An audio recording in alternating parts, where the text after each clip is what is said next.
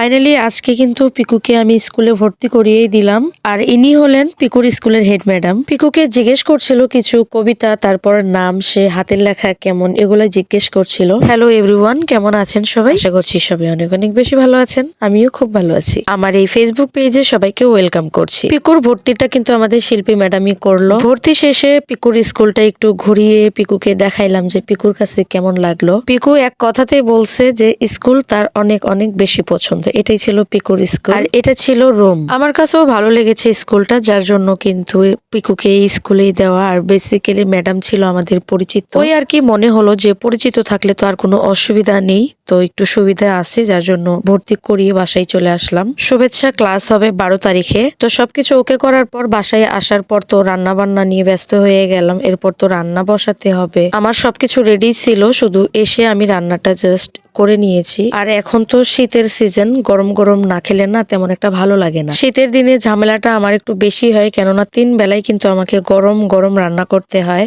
তো ওই জন্য আর কি ভেবেই নিলাম যে যেহেতু গরম গরম খাবো, তো সেক্ষেত্রে আমি এসেই রান্না করব। আমার আজকে দুপুরে রান্না খুব শর্টকাট ছিল। প্রথমে আমি বেগুনটাকে ভেজে নিয়েছি, তারপর হচ্ছে আলু আর টমেটো দিয়ে শিং মাছটা রান্না করে নিলাম। পরিমাণ মতো জলটাও দিয়ে ঢাকনা দিয়ে ঢেকে দিব মাছগুলো দিয়ে সিদ্ধ হওয়ার জন্য।